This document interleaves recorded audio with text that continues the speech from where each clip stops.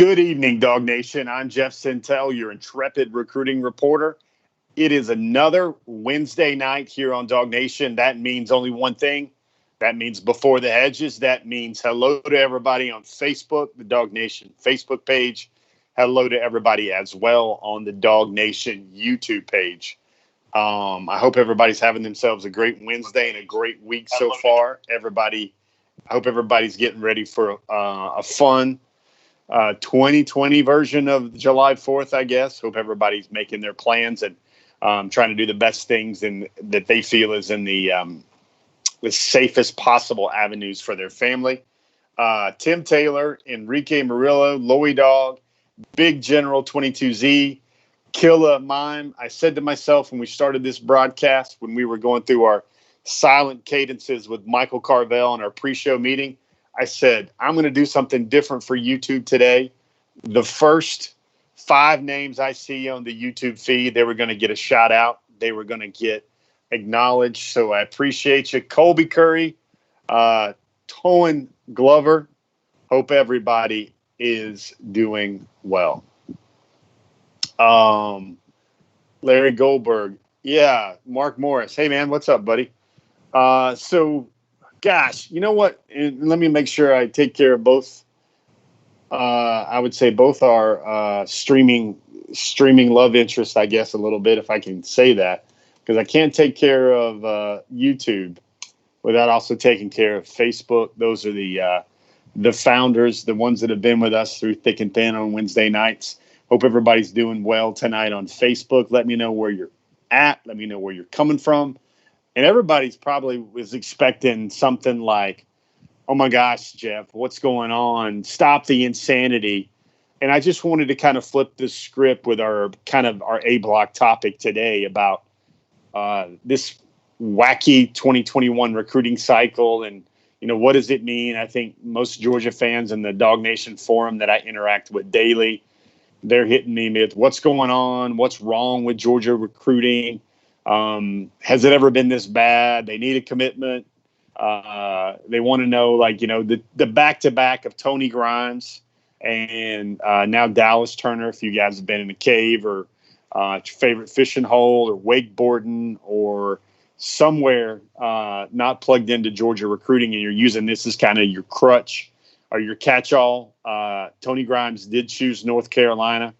I do feel that there's some finality to that decision. Well, as much as there can be some finality in this 2021 recruiting cycle, the plan is there for Grimes to take the summer course, graduate early, and then become a North Carolina Tar Heel this fall. That's the current structure of the plan as I understand it.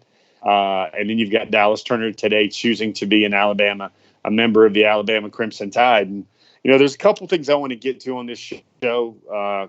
Quick tease is that means first and foremost, there'll be a new number one target on our top targets list a little bit later today. Because why? That's because Tony Grimes had kind of occupied that slot for a long time. And I'll be frank, if Tony Grimes was still going to take his visits to I'd been told leading up to his decision that he wanted to take 3 official visits. They would be one to the school that he chose on Monday, and then another one to this 2 other schools that were amongst his finalist group that he chose as well. And now that doesn't look like that's going to happen at all. So there'll be a couple of new targets. There'll be some names moving up. There'll be some names kind of interestingly placed in the top targets this week. But I want to get to the lead item we're talking about today. And Wyatt Field, and how are you, sir? Bo Bridges, Kansas City, Kansas. Michael Webb in Albany, Georgia. Working on an article, man. Michael, I can sympathize and empathize with that. It seems like I'm always working on articles. Pete Ellis, how are you, sir? Sam Hazeltine. Rusty Jennings drops some knowledge that the South Carolina governor says no college sports this fall if the COVID-19 numbers continue to spike. So Let me see. Here's where I want to take this to begin with. And hello, Facebook. Hope everybody's doing great. Hope everybody can hear me okay. Also, quick, the thing I wanted to start out with today is, the cake kind of has to cut both ways for everybody that's thinking right now and feeling, oh man, Jeff, if Georgia could have just gotten Tony Grimes on campus for that March visit, and that April visit, and that June official visit, things would be different. You know what? I can't promise you that they wouldn't be different. They might actually have been different because Georgia was basically at the precipice of trying to grab some really strong momentum in Tony Grimes' decision. And the same goes with Dallas Turner. I think Georgia could have had an impactful visit with mom and dad that could have changed things. But as we state from the top of this show, it's not all doom and gloom. I kind of look at three areas where Georgia's not the only school that this is affecting negatively or inversely. And the first way I wanted to kind of convey that to everybody out there is who's a big fan of Star Wars? Who likes me? I'm a Star Wars guy. Well, except the last one. And maybe I liked The Force Awakens. I didn't really like the whole middle trilogy either. But when you go back to old school Empire Strikes Back, I want to talk about carbon freeze. I want to talk about hibernation. If anybody knows what I'm talking about there with Cloud City and Jabba the Hutt and Boba Fett, can I get a Go Dogs, heck yeah, or something like that, just to make sure that you know what I'm talking about. But really, for a lot of these recruitments, it put a lot of these recruitments on carbon freeze. And for everyone that's lamenting, Tony Grimes, Dallas Turner, I want you to think about the following situations. Number one, James Williams. Let me start with that name. He had tweeted out that the one school he really wanted to visit this spring and winter was Clemson. Clemson and Alabama were part of his top three at one point. And man, what if he would have gotten the chance to visit Clemson and the chance to visit Alabama? I'm sure most Georgia fans out there would probably nod in agreement with, Dog Nation, hoorah or whatever about, I think most Georgia fans on this feed or most Georgia fans in general, even the Georgia coaching staff, they would much rather be in a recruiting race with Miami for James Williams rather than Alabama and Clemson. That's one way I'm looking at it right there. Another name to bring to mind is kind of the carbon freeze that was put on Amarius Mims in his recruitment. Now, if memory serves, Amarius wanted to spend the spring visiting places like LSU, visiting places like Oklahoma. He also had a USC trip he was thinking about as well. And I'm sure a lot of people we're certainly wishing that Grimes and Turner can get on campus at Georgia. But at the same time, you got to remember that Amarius Mims did not take that trip to Death Valley, did not take that trip to the Oklahoma Sooners. And that's kind of left basically his recruitment where it was between co-leaders or slight leader Alabama, Georgia. One thing we also saw on Amarius Mims this week was there was a tweet from Hayes Fawcett, who is one of basically the top graphic designers in the business, when Hayes Fawcett tweeted out that he picked up some information, and Hayes knows these things because he designs a lot of the top sixes and the top eights and the top 13s for a lot of these guys, that he'd heard that Amarius Mims was wanting to move his decision up from his birthday in October to perhaps sometime in August. Well, I don't think that decision gets moved up unless things aren't kind of in carbon freeze at the same point. Another name I'll bring up that's kind of been stuck in limbo is Smile London Jr. Remember, Smile London was going to take, I remember this conversation precisely. He was going to take an unofficial visit. An unofficial visit, I believe, to Oklahoma this spring as well, in the early spring.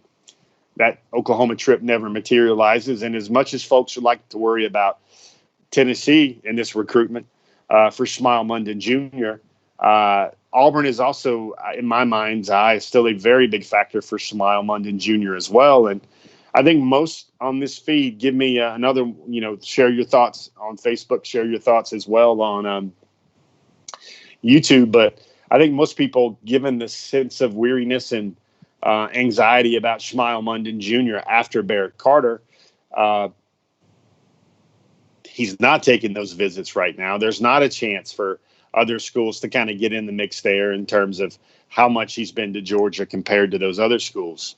So that's one thing, kind of like the pause button for a lot of the guys that Georgia really has to keep around in the state and keep ones that have been considered long-time, either leans or long-time prospects that Georgia was in a very good spot with prior to the pandemic. The second thing I'll bring to mind is there are a lot of cases. I count up 5 recruits right now that are currently, that's half of Georgia's 9 current commitments that are that made the decision to commit to Georgia during the pandemic because they were just ready. They didn't see any visits coming down the road in the near future, so they decided to go ahead and commit. I want to start with Lavassier Carroll. Lavassier Carroll shared a very public flirtation how Florida and Dan Mullen were kind of coaxing him, thinking about immediate playing time, thinking about being a big part in the Florida offense right away as a freshman. Well, those pitches were made off Wi-Fi connections and cell phone calls, and not in the middle of the swamp or in the middle of Florida field. So that's another area where Georgia and Lavassier basically said he was just ready to make the commitment with no chance to visits in sight. You can say the same thing about Micah Morris, Dylan Fairchild, who's sometimes referred to as Manchild in some circles that I talk to. Dylan Fairchild was ready to make his decision. At one point, he wanted to see Auburn. He wanted to see South Carolina. He wanted to take another visit to Tennessee. But the shutdown and slowdown of things allowed Georgia to get that commitment in May as well. That's another name where Georgia was able to hold on to things. Another current commitment, Elijah Judy. When Georgia loses Dallas Turner, folks do need to remember that Georgia already has 2 outside backers committed that they feel pretty sporty about in this class. That's Elijah Judy and Chaz Chambliss. Both of those guys were ready to make the decision. There were no visits in sight. And with Judy, it's interesting because Judy, for the longest time, was wanting to give Texas A&M an official visit as well. So you see, there's a lot of guys there that are current members of the Georgia class that is now only 9 members deep that probably maybe wouldn't have been committed to Georgia at the time they did, if not for the global pandemic as well. And lastly, I'm just going to say this very succinctly and very efficiently. Georgia has had this ability to do great work in the class of 2022. Now, I know a lot of folks in terms of recruiting, they think short attention span theater. They think, I only want to know about the guys that are coming down the track now to get excited about. But there's a lot of recruits in the state of Georgia, future five-star recruits in the state of Georgia that haven't had the chance to broaden their horizons and go take a lot of their visits. So the one thing that's kind of been maybe freeze frame in their brains is how they feel about Georgia, how those last visits to Georgia went, and how they can't wait to get back to Georgia. They haven't had the chance to fall in love with any other schools, being a real-time visit. We wrote about Malachi Starks this week. Folks, I want you to go back and read that story because to me, that young man has a light that, I use the word unshakable to describe Malachi Starks of Jefferson High School in Jefferson, Georgia. The things he's went through, the gun violence that cost him 2 older cousins, what he does to honor that older cousin, the fact he's grown up in some hardship, and the way he feels about football, his platform, and his walk. I was just very impressed with that young man. And he's really got a lot of options. Clemson has been coming on him hard. His family actually has an uncle who played tight end for Clemson. So if you guys saw that story or did not see that story, I hope you guys got a chance to check that one out. Antoine Middleton, Steve, Jeffrey, how's everybody doing tonight as well?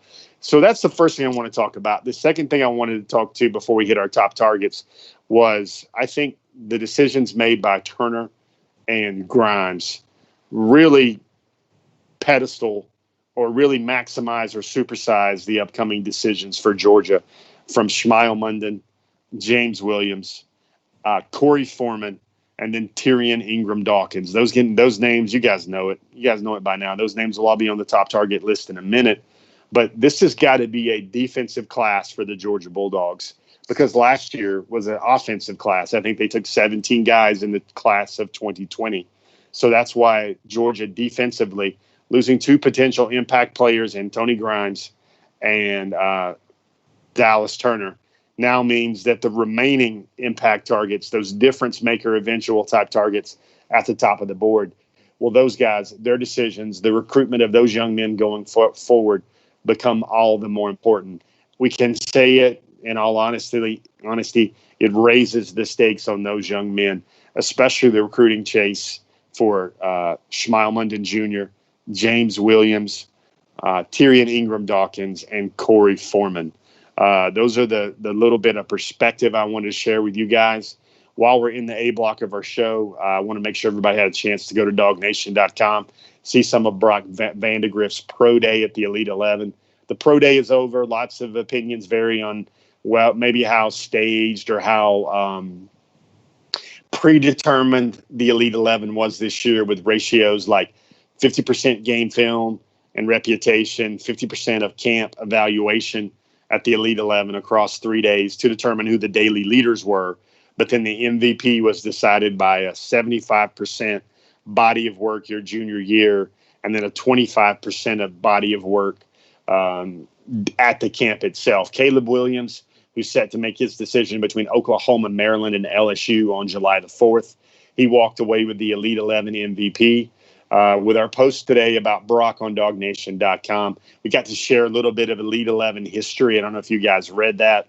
Some quick trivia factoids here was that at the Elite 11, Georgia has had a series of MVPs at the Elite 11. If you guys can name any of those on the feed, I'll make sure you guys are – it'll give me a way to make sure you guys are paying attention to what we're writing on dognation.com. But Georgia's actually had 3 Elite 11 MVPs. 24/7 Sports had Brock Vandegrift finishing second overall in their ratings and sorting hat of all things Elite 11. He did very well. He had a okay first day, then he had a very good, a better second day, and then a very good final third day here at the Elite 11. Everybody saw those floppy curls. He was about 6'3", 205 pounds, and he was wearing his favored trucker hat during most of the Elite 11 competition. There you go. That's 3 quick fastballs right down the middle. One, areas where I feel Georgia has benefited from the global pandemic, and it's not just all doom and gloom and the missed opportunities there with Dallas Turner and Tony Grimes. It kind of worked both ways for Georgia. Number 2, I kind of talked about the recruits now that are supersized going forward for Georgia in the wake of those back-to-back decisions that didn't go Georgia's way this week. And then lastly, we had some talk about recapping Brock Vandegrift and what he did this week in Murfreesboro, Tennessee at the Elite 11. At this time, guys, it's time to talk. Top targets. I see Steve Weimar, Kyle Folds bringing in their guesses on Kyle Folds. You got it right.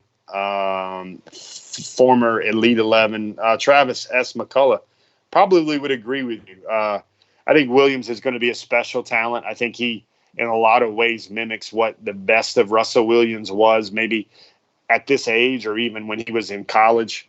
But I think Brock Vandegrift is a pretty stinking good quarterback, too, as well.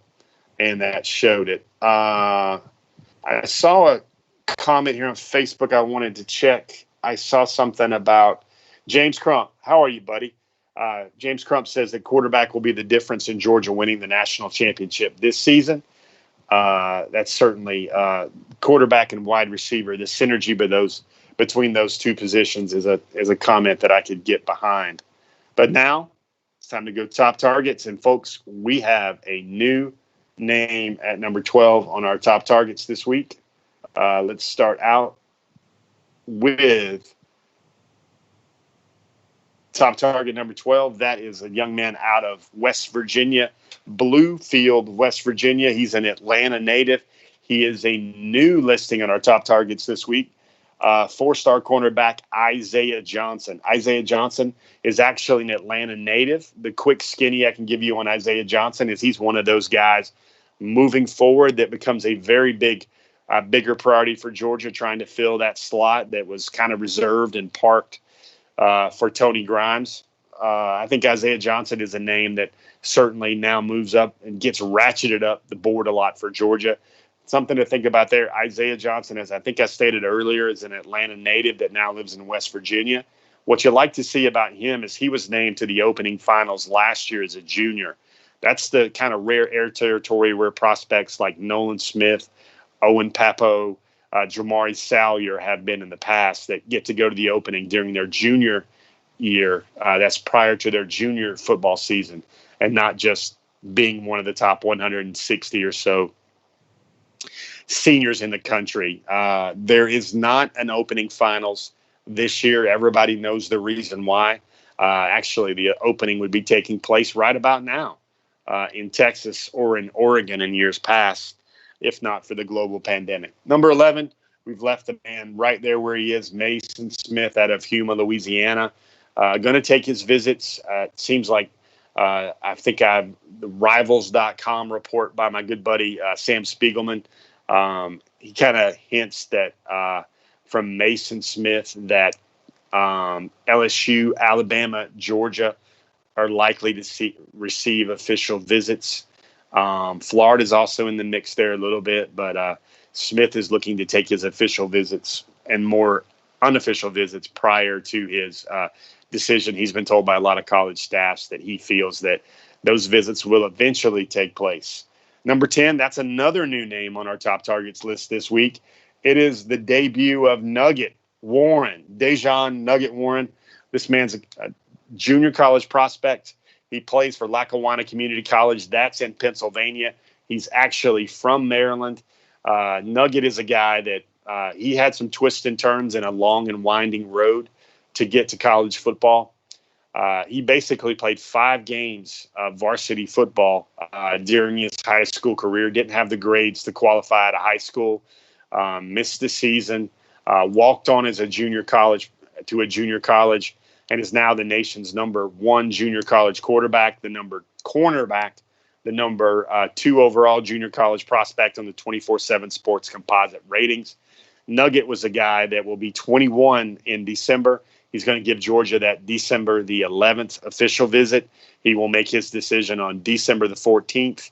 Dejan Nugget Warren would have been in the class of 2017 had he had his grades in order coming out of high school. Nugget, that's another cornerback that now shoots into this list with Tony Grimes exiting stage right off this list. Number 9, another name that moves up is Xavier Sorey Jr. He's out of Graceville, Florida. Xavier could be a linebacker, outside linebacker, inside linebacker for Georgia and going forward should he sign with Georgia. He's a guy that has made his decision to move to IMG. And Lavassier Carroll, the name we mentioned earlier, he's been hitting up Xavier Sorey a lot. Number 8 this week is Terrence Ferguson out of Peach County. He also moves up this week. Everybody's wondering if, that next to commit list, they always try to park the name Terrence Ferguson out of Peach County in that column as well, because Ferguson took 2 big visits to Georgia in January before everything shut down. He also visited Alabama, and those Peach County football players can certainly physical, tough, hard-nosed. They know how to play the game the right way. Kirby Smart mentions whenever he can about how much he likes players that are well prepared to play with the physicality of college football coming out of Peach County High School. Number 7 is Brock Bowers. Now, Brock Bowers is very interesting. Rivals has reported that he plans to take 2 visits in the month of June. One of those will be to Washington at the end of the year, but he is looking to make a trip to Georgia on an unofficial visit next week. Him and his folks will come back to Georgia. Remember, he visited Georgia prior to the pandemic. That's the 6'3" tight end out of Napa in California. He's one of those Napa Grizzlies. Brock's always a very good dude to talk to. He plans to take an unofficial visit to Georgia. So what can he do with that unofficial visit? So what he can do is he can walk around campus. He can see all there is to see. He can eat dinner. He can check out the colleges. He can walk around the campus. He can even take a Zoom call from Georgia's coaching staff while he's walking around on campus. He just can't have any contact with Georgia's coaches on campus. I think players can be involved. They can bump into Brock Bowers when he's on campus because that's where they're always going to be. I don't know if that would have been possible. It was much more likely to be possible in the pandemic. While it technically could be within the rules, I don't know if it's forthright and maybe the logical thing to do while he's on campus during a COVID-19 scare. Of course, those players could also act as tour guides and kind of walk him around the Georgia campus as well, him and his family, while they're deciding on their own dime, mind you, to take an unofficial visit to the University of Georgia in early July. It's almost like when you can't visit, you can't take the officials. You figure out a way to do it on your own. Number 6 is Donovan Edwards out of West Bloomfield, Michigan. Continue to hear a lot of good chatter here recently. An increase in the good chatter for Donovan Edwards. I think Georgia is becoming much more of a player than Notre Dame in his recruitment. Michigan is always a team to watch there as well. Be very important for Georgia to get Donovan Edwards and his family on campus eventually to try to seal the deal there. The next name on the list, and this is a huge movement for one of these young men, and that is Tyrion Ingram Dawkins out of Gaffney, South Carolina. I think Tyrion moves up 5 spots from where he was last week. Tyrion Ingram Dawkins. We've got a couple of tweets to show you from Tyrion a little bit later down the road, but one of the things that's fascinating is a year ago, Tyrion tweeted this out. Tyrion was 6'3", 240 pounds, 239 pounds to be exact. Almost a year ago, he grew 3 inches over the year and put on some 50 pounds. Now he's 6'6", 300 pounds. That's a big reason why Tyrion Ingram Dawkins, TID, is knocking on the door of 5-star status. In my book, is one of the top 5 defensive tackles in the country. The next name on the list, you guys know that one very well. We've mentioned it several times already in our program. That is Shmile Munden Jr. out of Paulding County in Dallas, Georgia. Shmile Munden, as we reported a couple weeks ago on Dog Nation, Munden was not likely to make his decision in June, as was teased previously. Munden did not make that commitment in June. Be something to watch and see whether Shmile Munden Jr. now feels ready to make the decision in July. Number 3, we've got another big mover on the list. That is Corey Foreman out of Centennial High in Corona, California. This is his highest position on the list for the 2021 cycle. How do you guys feel about that on YouTube? How do you guys feel about that on Dog Nation Facebook? That is a big jump. Ace Dog, how are you doing?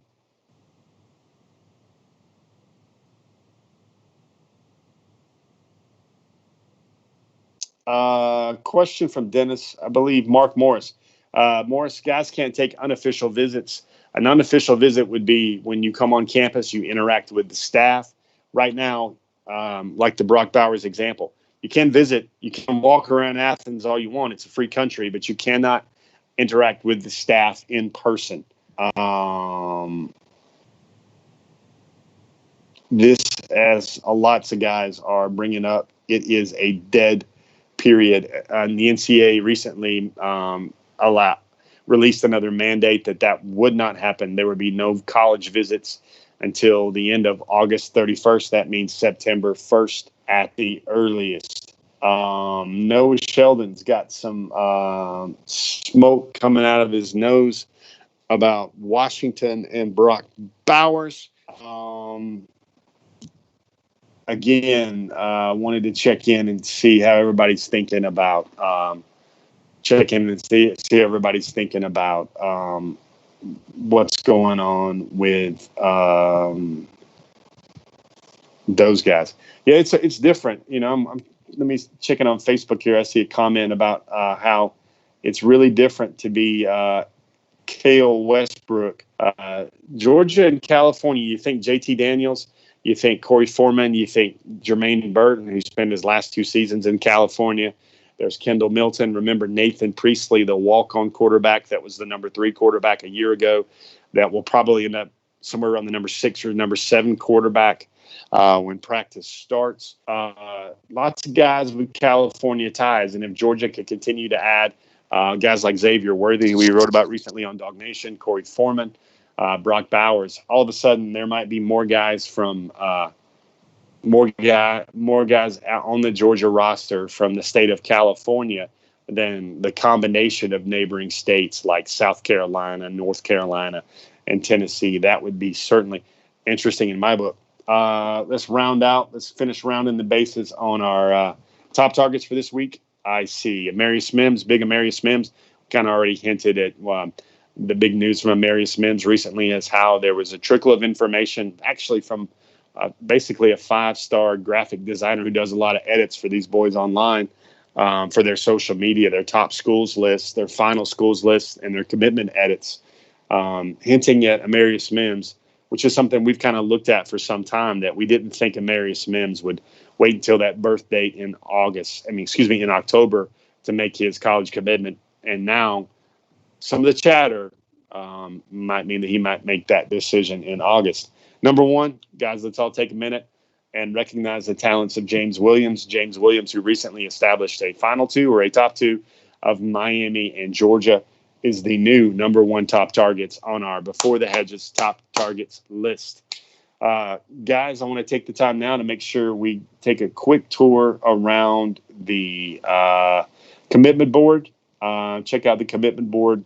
Currently, I think Georgia fell behind Alabama down at number 18 after the commitment of Dallas Turner to Alabama. Alabama slides in ahead of Georgia. Georgia comes down a rung to number 18, I believe, on the 24/7 Sports Team composite rankings. Just a final way for that Dallas Turner decision that didn't go Georgia's way to twist the knife for Dog Nation as well. Georgia has 9 commits. Most of them have basically stayed intact. You've got Brock Vandegrift. Most of the ratings stayed the same. He's the highest rated commitment for Georgia. Micah Morris, David Daniel, Lavassier Carroll. Now, as we mentioned earlier, recruiting Xavier Sorey very hard at IMG Academy. Let's back up a minute and say a few things about David Daniel. David Daniel is very tight, or at least has a good working relationship with Terry and Arnold. That's a guy I wrote about this morning on Dog Nation as safety. Actually, the nation's number 9 safety on the composite scale, but the number 2 safety on the pure 24/7 sports rating. Lots of edits going together now about Mr. Arnold and Mr. Daniel. And also Mr. Daniel recently tweeted out something today about Amari Daniels. Now, Amari Daniels, guys, his name doesn't come up a lot, but he's an all-purpose back type out of Miami Central. That is the same high school which produced James Cook and sent James Cook to Georgia. Georgia has strong ties in South Florida. A lot of players can tell Amari Daniels what the deal is if he decides to come to Athens and be a Georgia Bulldog. I think it's starting to move a little bit past just keeping things warm with Amari Daniels in the 2021 class. He's an athlete, certainly a third down back. He's a guy that would be a different fit for Todd Monken's offense. Guys, I saw him I believe he was a true freshman when I saw James Cook play Nolan Smith at IMG Academy one day down in Bradenton, Florida, when both of those guys, when James Cook was a senior and Nolan Smith was a junior in high school, Amari Daniels had a gear and a burst and some wiggle that definitely you could tell at that time belonged in the SEC. Wanted to give that name to you. Jonathan Jefferson is a guy I think Georgia is well pleased that they were able to secure his commitment basically right after the Corona scare started in mid-March. Elijah Judy, he's over 250 pounds. Chaz Chambliss and Marlon Dean. Those are your Georgia commitments. And as always, guys, we've been just ripping through a lot of content here on the show. I got to make sure I got to rep the Kroger right here, that Kroger brand. Kroger, with the way things are moving in the state of Georgia, that online shopping and that curbside pickup, that online pickup, pull into your spot, let Kroger know you're there, is certainly going to be something that's going to be a big part of the month of July, the month of August in the state of Georgia. Kroger has done many, many things across this pandemic to keep our lives functioning and moving forward. And one of the things we want to take the time right now is take a moment to share a message from Kroger and their family of services they provide all of us at this time. I say the word family because they certainly feel like family because they've been a part of the Dog Nation brand and the Dog Nation before the Hedges program for some time now. Folks, I know you listened to Brandon for about an hour this morning. Here's another 30 seconds of those smooth tones of Brandon Adams with a message from Kroger. We'll get back to the show in just a moment, but first, a quick word from Kroger. Kroger has made shopping for the groceries and household essential items that you need even easier by offering free pickup. Just shop online, choose a pickup time convenient for you, and Kroger will carefully pick out your order and bring it to your vehicle when you 6 arrive. minutes left. Gotcha. So the next time you're ready to shop at Kroger, take advantage of the free pickup. It's just another way that Kroger is fresh for everyone. Thank you, Brandon. And thank you again to Kroger for everything you guys do for all of us around the state of Georgia and the Southeast, becoming a very big part of our lives and making sure a lot of those clicks. I can't tell you how many wives and families I see when you're out to dinner or you're watching a show or you're just kind of hanging out, how people can make their shopping runs, whether you're traveling somewhere, you can get your shopping done totally different. Much more different than we've ever done this before in the year 2020. Got two things left on our show today. The first of those is some online chatter. These are tweets that I've picked out across the spectrum on the wide world of the wide web, kind of spanning the globe of the World Wide Web to pull out some things that I think would be of interest to the dedicated Dog Nation viewer. The first of those is I want to take a look, folks. I promise you, we didn't CGI anything here with Mason Smith. We didn't speed up the video. We didn't zoom in.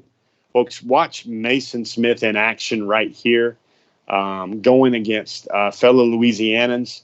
I mean, honestly, somebody made the comment on the Dog Nation forum. The video here is on this tweet. Somebody made the comment on the Dog Nation forum that they compare him to Derek Brooks. Man, with all due respect to Mr. Derek Brooks, man, that would be a long debate in my mind for someone to tell me that Derek Brooks looked this good heading into his senior season. A very special football player, Mason Smith. He's going to get out of Louisiana for some official visits. Is he going to get out of Louisiana to make his college commitment? That, my friends, will be a question that will be answered down the road. A lot of folks don't see him coming out of Louisiana, but you best believe schools like Georgia and Alabama will dig in really deep. See, you could probably take a look chiefly at the efforts of Trey Scott and Scott Cochran there to try and find a way to pry that young man out of the state of Louisiana, because he is a huge target for the Louisiana Tigers in Baton Rouge. There's no doubt about that. The next tweet I want to bring up, we mentioned defensive linemen. We started with defensive linemen, so let's just keep going. On the defensive line front right there. I want you to take a good look at a couple of tweets here from Tyrion Ingram Dawkins. That's the guy that basically put on 60 pounds and about 3 inches over the last year of his life, kind of morphed his body into a defensive tackle, an elite defensive tackle, an All-American defensive tackle.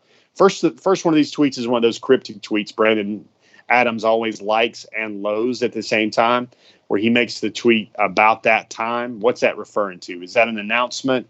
Is that an announcement for him coming up? And then at the same time, the same day, it kind of dovetails with what everybody was thinking about last week's tweet from Marlon Dean about someone joining the family, and then Tyrion Ingram Dawkins coming back with that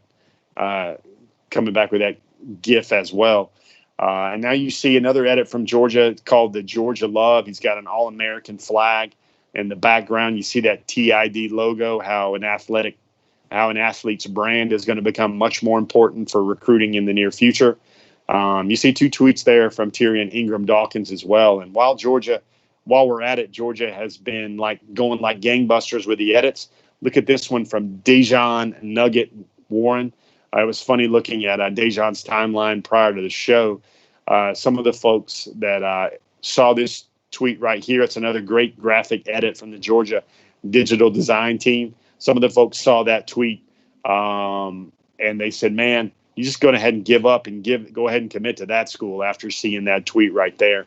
He retweeted it.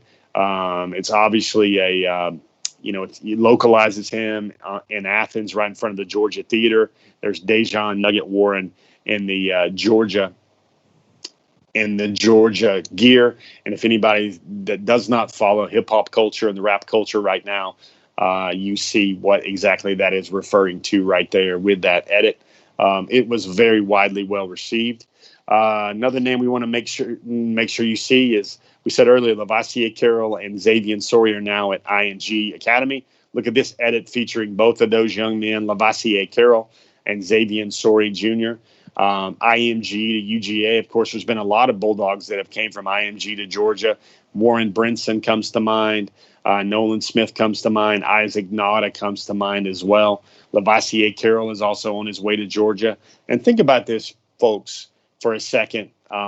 Having a guy with the name Chaz, Lavassier, and Xavier currently in their recruiting class at Georgia. Certainly a different batch of names for everybody to get used to in your programs and on the roster for when they become full-fledged Bulldogs once they enroll and get on campus in the class of 2021. And the last edit we want to bring to you guys is the edit from today. Dallas Turner making the commitment to Alabama. Over a lot of schools, it was basically Alabama over Georgia. The difference really is what he said when he made the announcement on CBS Sports was he trusted Alabama. He knows about the championships, the way players excel in that program. They win big things. They win big trophies. That's one area where even the gangbusters recruiting that Georgia has done over the last several cycles, that's one area where Georgia still cannot touch the Crimson Tide when it comes to that head-to-head comparison with an elite pass rusher in the class of 2020. Guys, we're moving right along with things. I want to make sure Bill Kibbe just got off the lake, man. Good for you, man. Were you just boating around? Were you in a pontoon, or were you throwing a line in the water? Folks, I'm going to take the next 5 minutes. I've parked the next 5 minutes, the last 5 minutes of our program, to discuss all things. You got questions for me? Hit me up, and I will do my best to answer. Noah Sheldon's got some shade there for Dallas Turner. He also speaks it in the universe that Xavier Sori will be a dog. It's funny how that dog emoji doesn't really come out quite the same and as fierce on YouTube. Mark Morris, Tyrion Ingram Dawkins is from Gaffney, South Carolina. He's the number one player in South Carolina out of Gaffney High School. Bill Kibbe was pontooning with her daughter and your friend doing some tubing. Melissa May, how are you doing tonight, man? Shmael Munden, Noah Sheldon, right? Mason Smith, very good football player. Mark Morris has his new top two. That's James Williams and Corey Foreman. Noah Sheldon does share that he likes Amari Daniels, but he'd rather go after the big Donovan Edwards. I think most would say that. And I'm sure, certainly, my interpretation right now is Georgia certainly does favor Donovan Edwards ahead of Amari Daniels as well.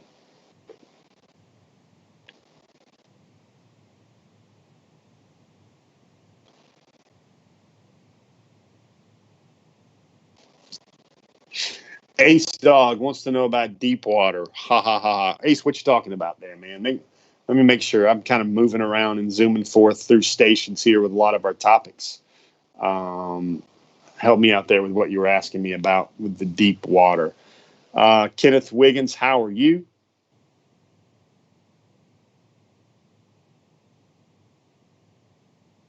Mike Mazzell, what's up? Prince Johnson makes the point that he wants to see the defensive line, offensive line, and the inside backers beefed up. Prince, I think the remaining heavy work to do for the class, Georgia needs to obviously get some inside linebackers or some hybrid linebackers that could play both, maybe in the Quay Walker mold or the Mikhail Sherman mode. I think they need to get some Titans. I'm going to just say that very simply. They need to get some Titans this year on the defensive line class. Folks, if Georgia could put together a defensive line that would have Nolan Smith on one side, Corey Foreman on the other, a Jalen Carter, a Trayvon Walker, a Tyrion Ingram Dawkins in the middle. That would be the stuff of nightmares for opposing offensive coordinators.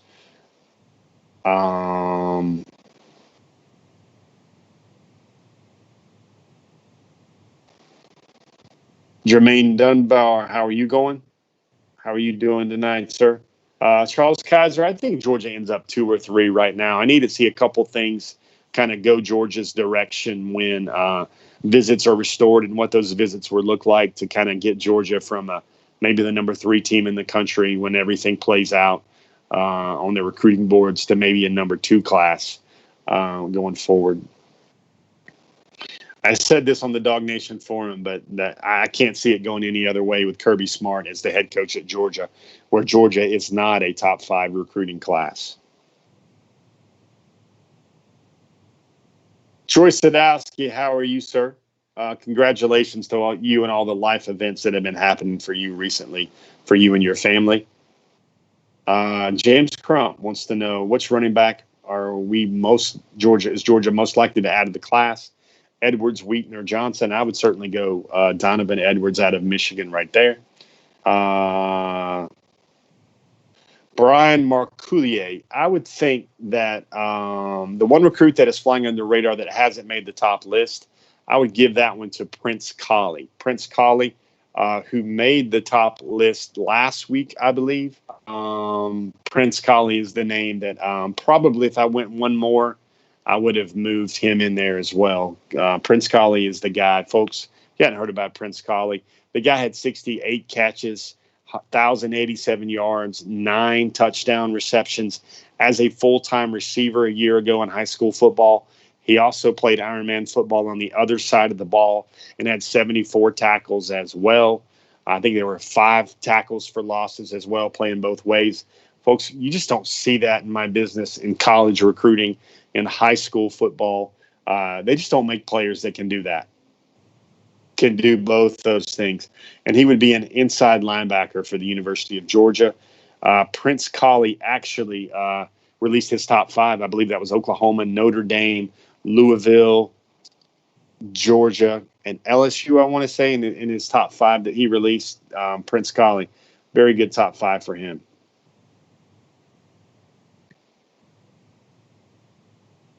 Kenneth Wiggins, he's giving me the LOL. Kenneth, what's up, K-Dub? You want to know why I'm lying to these people?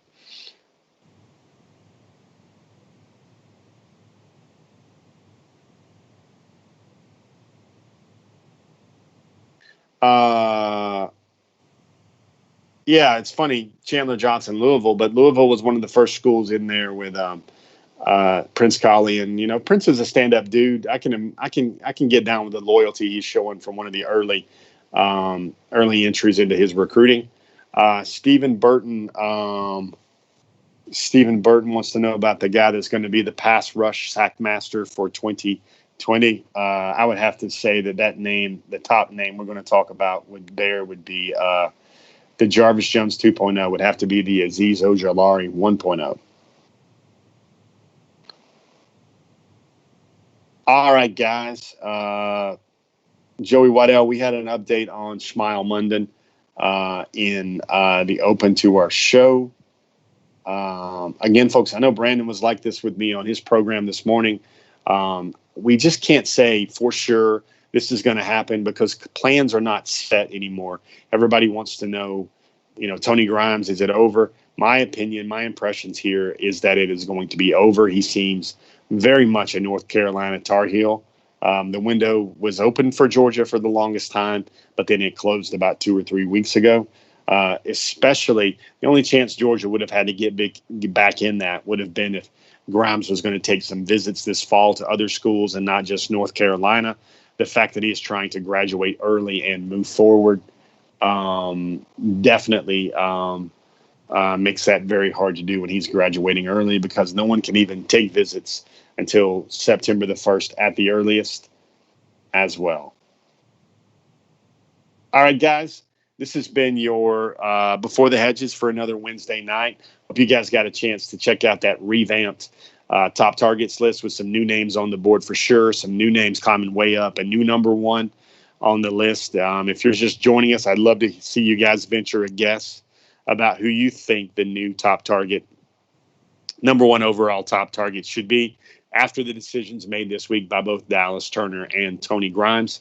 You can see if your impressions and opinions measure up with my very own here on Dog Nation. We also talked about at the beginning. You guys can read that title at the beginning of your Facebook thread, your Facebook post, or your YouTube post. The YouTube channel here is it's not all doom and gloom with the coronavirus slowing things down, Georgia missing the window to really reel in some big fish like Tony Grimes and Dallas Turner. I pointed out 3 ways where I thought Georgia has actually also benefited from the slowdown and the pause of the recruiting visits on campus as well. Folks, it's been another great show. I thank you for letting me into your homes and into your lives for another Wednesday night to talk all things Georgia recruiting. A good group of questions I saw today on both the YouTube and the Facebook channel. I got to throw out some early shout outs as well. One other thing, folks, I want to say, make sure this is heard on our Dog Nation platform today. For those of you that have made a donation to Team Tralee, man, God bless you guys. You know, sometimes things in life are bigger than football. They're better than football. It's more important to football than football.